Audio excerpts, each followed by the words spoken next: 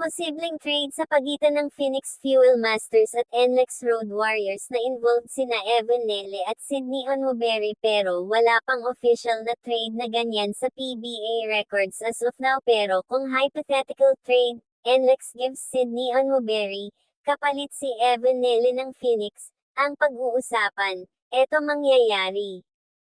Sa side ng NLEX Road Warriors, makukuha nila si Evan Nele point guard, at playmaker type. Ang epekto sa NLEX nito ay solve sa point guard kulang nila sa pure playmaker. Si Evan Nele nag-a-average ng 6.9 points at 4.6 assists, sa 20 minutes per game. Kasama siya nila Robert Bullock at LJ Gonzalez sa backcourt. Mababawasan ng depth sa 4 ang NLEX dahil nawala si Sydney Onwuberry na 2 conference deal lang. Pero meron pa naman silang JB Bahio, Anthony Semerid, at Brandon Ramirez sa frontline. Mas mabilis na lineup ni Coach Jimmy Alapag dahil mahilig sa guard heavy. Fit si Evan Nele sa system na mabilis. Sa side ng Phoenix Fuel Masters, makukuha nila si Sydney Onwuberry, veteran power forward, 5.0 points at 3.4 rebounds last season. Ang epekto sa Phoenix ay may value mismatch daw sabi ng analysts. Si Evan Nele bata pa, may clear role as playmaker.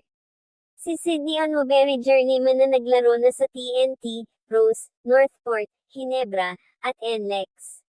Meron na silang Jason Perkins, Kai Bolungay, at Ken Toffan. Dagdag lang si Sydney Onwuberry pero hindi scorer. Maiiwan nila si Tyler Teo, Richie Rivero, Francis Iskandar sa 1-2 spot.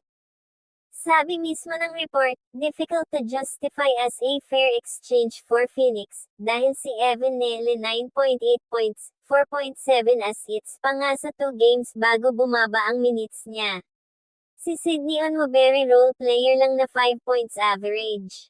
Mas may upside si Evan Nele at mas kailangan ng Phoenix ng guard. Mas panalo ang NLEX dito kung mangyari. Phoenix talo unless may kasamang pick. Kung matuloy yung Sydney Onwuberry to Phoenix, at Evan Nele to NLEX na trade, eto specific na epekto sa dalawang koponan. Para sa NLEX Road Warriors, panalo sila dito sa fit dahil solve yung playmaking problem nila. Si Evan Nele ay legit point guard na may 4.6 assists in 20 minutes lang yun, sa ngayon kasi puro combo guards sila, Robert Bullock scorer, LJ Gonzalez two-way, wala silang true point na magse-set up, pero ngayon, sa pagdating ni Evan Nele, mas gaganda ang flow ng opensa nila. Hindi na puro ISO kay Robert Bullock. Coach Jimmy Alapag gusto ng mabilis na laro at guard-heavy lineups, at si Evan Nele ay swak doon. Mas maraming transition at pick-and-roll plays. Ang epekto sa Phoenix Fuel Masters, ay talo sila sa value at rotation. Masikip sa frontcourt, wala sa backcourt dahil meron na silang Jason Perkins, Kai Bolungay, Kenneth Toffin, at Larry Moyang. Dagdag pa si Sydney Onwuberry. Nawala si Evan Nele, kaya ang natira na lang si Tyler Teo, Richie Rivero, Francis Iskandar sa guard.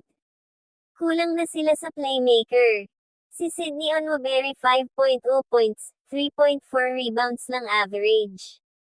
Energy, depensa, at experience dala niya. Hindi siya sagot kung scoring ang hinahanap nila.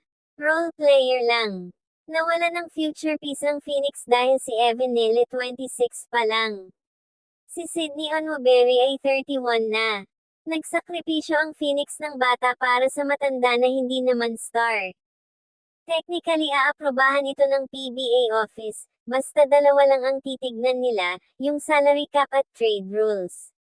Kaya kahit sabihin natin na panalo ang NLEX, at talo ang Phoenix, hindi yun rason para i-veto ng PBA. Kung pumayag ang parehong teams at legal lahat, 100% stamp ni Commissioner yan. Ang tanong talaga, papayag ba si Phoenix na talunin ang sarili nila sa trade? Yun yung mahirap.